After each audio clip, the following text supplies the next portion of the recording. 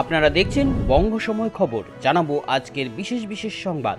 শুরুতেই হেডলাইন। মোদির স্লোগান বদলে চাপে শুভেন্দু, বৈঠকের মধ্যেই ব্যাখ্যা, দল অনুমোদন করে না বললেন সুকান্ত। নতুন ফৌজদারি আইন পর্যালোচনা করবে মমতার সরকার, তৈরি হলো 7 সদস্যের কমিটি। দার্জিলিংয়ে ফিরল জম্মু কাশ্মীরে নিহত ক্যাপ্টেনের দেহ, ব্রিজেশের বাবা মা কেঁদে কেঁদে বললেন গর্বই বেশি হচ্ছে। লোক কমান, সরকারি দপ্তরে নতুন নিয়োগ নিয়ে কড়াকড়ি, বিপদে পুরনো চাকরিজীবীরাও। ভিন রাজ্যে আলু পাঠানো বন্ধের নির্দেশ দিল নবান্ন, সবজির দাম নিয়ন্ত্রণে রাখতে বড় পদক্ষেপ। আজ থেকেই বন্ধ পোলট্রি মুরগির সরবরাহ, ব্যবসায়ীদের ধর্মঘটের হুমকিতে মাংসের দাম বৃদ্ধির আশঙ্কা। আসছি বিস্তারিত খবরে। মোদির স্লোগান বদলে চাপে শুভেন্দু, বৈঠকের মধ্যেই ব্যাখ্যা, দল অনুমোদন করে না বললেন সুকান্ত। প্রধানমন্ত্রী নরেন্দ্র মোদীর দেশ শাসনের স্লোগান সবকা সাথ সবকা বিকাশ বন্ধ করে দেওয়ার ডাক দিয়ে চাপের মুখে বিরোধী দলনেতা শুভেন্দু অধিকারী। বুধবার সায়েন্স সিটি প্রেক্ষাগৃহে রাজ্য বিজেপির বৈঠক চলার মধ্যেই তার মন্তব্যের নিজস্ব ব্যাখ্যা দিয়েছেন শুভেন্দু। প্রথমে সাংবাদিক বৈঠক করেছেন, পরে নিজের এক্স হ্যান্ডেলেও কী কারণে এই স্লোগান বদলের কথা তিনি জানিয়েছেন তার ব্যাখ্যা দিয়েছেন। বিজেপির রাজ্য সভাপতি তথা কেন্দ্রীয় মন্ত্রী সুকান্ত মজুমদার সরাসরি বলেছে শুভেন্দুর ওই বক্তব্য দল অনুমোদন করে না। নতুন ফৌজদারি আইন পর্যালোচনা করবে মমতার সরকার, তৈরি হলো 7 সদস্যের কমিটি। পশ্চিমবঙ্গ সরকার এবার ফৌজদারি আইন নিয়ে পর্যালোচনা করবে। এর জন্য রাজ্য সরকার 7 সদস্যের কমিটি গঠন করেছে। সেই কমিটিতে রয়েছে প্রাক্তন বিচারপতি অসীম কুমার রায়, আইনমন্ত্রী মলয় ঘটক, মন্ত্রী চন্দ্রিমা ভট্টাচার্য, অ্যাডভোকেট জেনারেল, রাজ্যের পক্ষে senior standing counsel Shri Sanjay Basu, রাজ্য পুলিশের ডিজি ও কলকাতা পুলিশ কমিশনার। তারাই এই নতুন আইন পর্যালোচনা করবেন। আগামী 3 সপ্তাহের মধ্যে এ নিয়ে রিপোর্ট জমা করবেন তারা।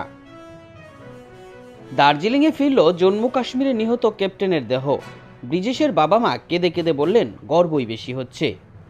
অবশেষে গতকাল দার্জিলিংয়ে জম্মু কাশ্মীরের ডোডায় সেনা জঙ্গির গুলির লড়াইয়ে নিহত ক্যাপ্টেন ব্রিজেশ থাপার কফিনবন্দি দেহ এসে পৌঁছল। বুধবার দার্জিলিংয়ের বাসিন্দা 27 বছরের ক্যাপ্টেনকে শেষবারের মতো দেখতে উপচে পড়ে ভিড়।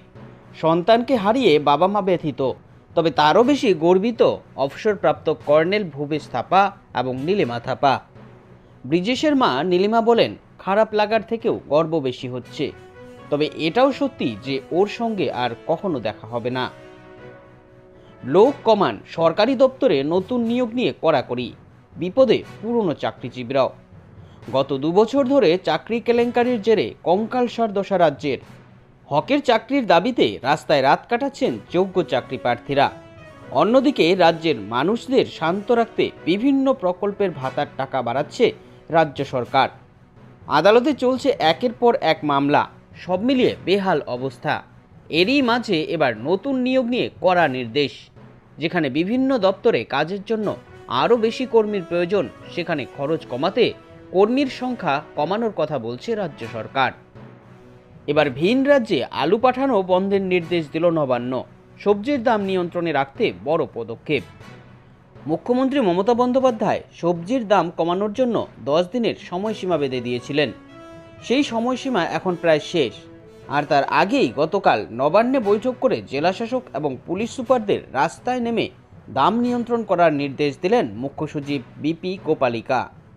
আলুর দাম 35 টাকার নিচে নামছে না কিছুতেই, আর তাই রাজ্য সরকার হিমঘর থেকে ব্যবসায়ীদের বিভিন্ন রাজ্যে আলু পাঠানো বন্ধের নির্দেশ দিল।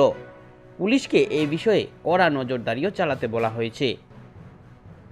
আজ থেকেই বন্ধ পোলট্রি মুরগি সরবরাহ, ব্যবসায়ীদের ধর্মঘটের হুমকিতে মাংসের দাম বৃদ্ধির আশঙ্কা।